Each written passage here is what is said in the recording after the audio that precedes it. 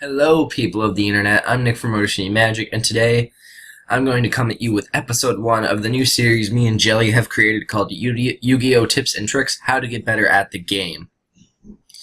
Now, this is a thing that me and him were talking about just a couple of days ago when we found out that our locals, the one that we go to, is no longer going to have the event, which made us think about something.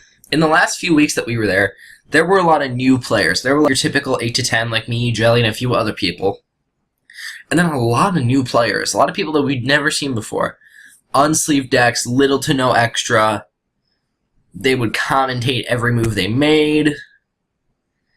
And it made me realize, it's like, if they're going to join us in going to a new location for locals, they need to get better at the game. And since I realize a lot of my subscribers and a lot of people in general aren't good at the game, I thought me and Jelly would do this series to help you guys out in getting better. Now, I'm not saying I'm Jeff Jones or Patrick Hoban, but I am a lot better than I was 2 years ago, and I have enough experience and enough knowledge about cards and about how interactions work that I know what the hell I'm talking about.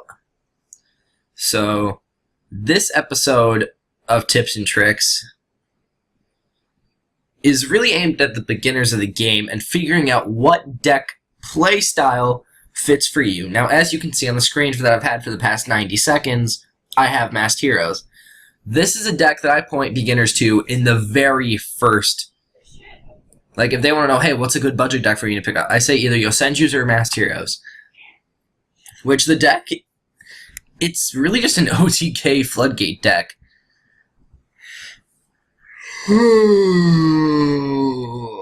Oh, I'm sorry about that. I'm sorry I'm picking up my face too, I have acne, and it's been a long few days, so I'll explain there.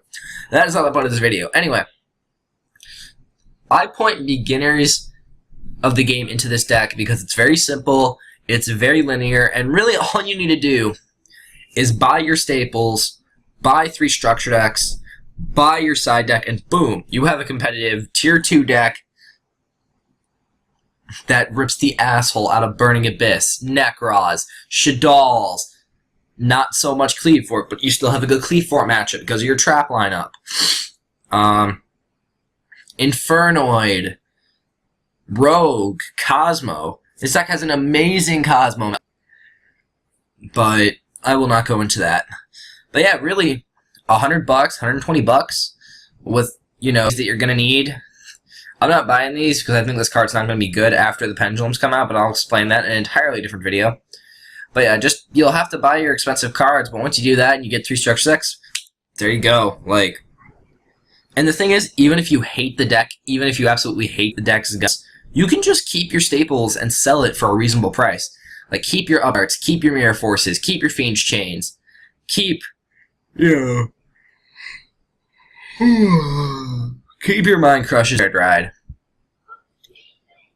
But yeah, the reason that I pick budget decks and, you know, fast OTK decks is they're very simple to learn, there's not as much thinking involved, and it lets players get familiar with chains and special summons and, you know, how effects work, and it really gets them involved in the game. Now, as most of you know, I am a veteran Control player. I've been playing Control for a very long time. And I built this Cloudian anti-meta Control deck a while back. I'm going to edit it up. I'll probably give it a new profile on the channel, but this is from the last ban list. Wait, did this update on Death Pro already? Yeah, okay. So yeah, I built this deck a while ago because I like playing Control decks that beat meta. And I've played this deck against Nekroz, I've played it against Shaddoll's, I've played it against Rogue, I've played it against other Tier 1 consistent decks and just sent them crying because this is a deck that fits my playstyle, I understand all the interactions, and I know how to play it and how to beat the meta. Plus, you know, my side deck is fantastic with tech choice. No one knows what any of these cards do. And another deck is Yosenju's. Now, I don't have it built on Death Pro because I'm just lazy and it doesn't work yet. But Yosenju's is another great deck up because, you know, it teaches them about extra normal summons and how the mechanic works, and they can build a deck for under $40 and just have fun at locals. Now, sure, the full like anti-meta version costs $370, and I can't afford that, but it helps players figure out their playstyle, and if they want to play a super aggressive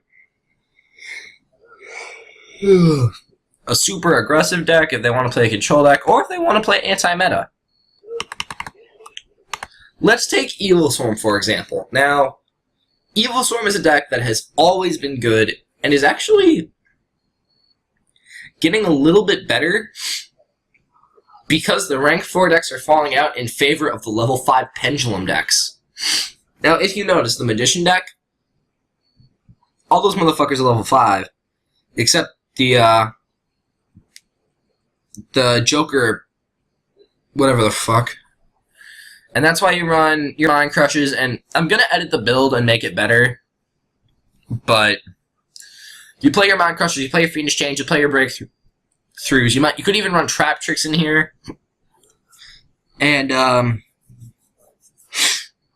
you can just make the deck super anti-meta, because if you think about it, Ophion is always a good card. This thing is always going to be good. As long as level 5 decks exist, this guy is going to be a pain in the dick. But yeah. And also, you could be a combo fan. For example, in Magic, I played my Jeskai Ascendancy deck, and that was a combo deck at heart. It had nothing other than the combo. And as you can see on the screen, here is my Chicken Doppel deck, aka Synchron Draws. This is a combo deck. You are not trying to get cards based on their individual value, unlike decks such as Gem Knights that give individual value, or Masked Heroes where cards have individual value. You are using this deck to have your pieces work together. And if you like interesting, quirky decks that have top decks like no one's business, play this deck, because it's a hell of a lot of fun. It's super budget. You know, you don't need much. The extra deck is a bit pricey. That's because I'm playing Trishula. You don't have to play Trish. Like, you don't have to. You could run other level 8s. You can make the extra deck whatever really you want. Now, the true question is, how does a player figure out what deck they like to play? And the simple answer to that question is, play every style of deck. Build a control deck, build an aggro deck, combo deck, build a value deck. Play as many decks as you can, and get familiar with them and understand their combos. Now, I'm not saying every deck's a combo deck. What I'm saying is decks have interactions that only that deck has. Only that deck. No other deck has them. So if you figure out how a deck works and you like it and you like the way that it runs, then build that deck. Make it better. Make it your tier 1 deck. Make that deck as perfect as you can make it. And if you don't like the deck, go on to the next one. Now, this is something that I've had people ask me, is that, well, what if a person doesn't find a deck they like? Then there's either one of two things that are going on. It's, one, they don't like any of the decks in the game and they need to go play another TCG. Or two, they're losing interest in the deck too quickly and they're not appreciating it. They're just playing it once, it's like, I lost to, aliens, I'm quitting this. Or it's like, I lost to the mirror match, so this deck sucks. You need to play the deck a bunch of times. 25, 50, 100 times. Make sure you understand every aspect of the deck.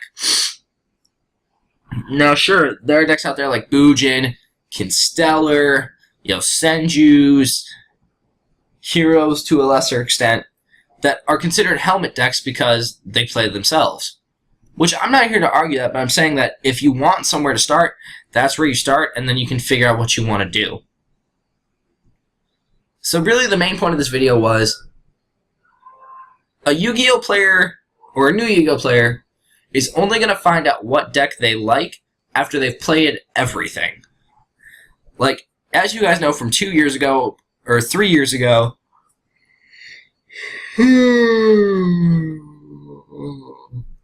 When I was new to the game, I was all OTK. Like, I was playing Heraldic Beast, I was playing Mermail, I was playing Battling Boxers, I played Nurse Burn, I played decks that were that had neat, simple interactions, were very budget, and could easily fit my playstyle. Now I play advanced, like, tactician 5 back row control decks because that's what I like to play. But I'm not saying that's the right way to play, I'm just saying that's the way I want to play. And the only way you're going to find out to know what you want to play is to play everything. And if you don't want to play everything, then you have no interest and you should leave this game. That sucks to say it, but it's just the truth. Or you haven't played everything and you need to go experience some of the tier 4 decks. Decks that aren't in the meta, but you built them enough to where they can beat the meta deck. You can do that. Go nuts. And, have fun with it. So I know that was long as hell. I'm sorry to bore you guys with a bunch of random shit.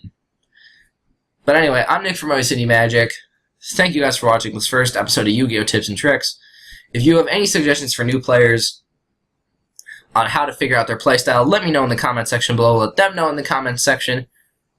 Let's get everyone better at this game. I'll catch you guys next time.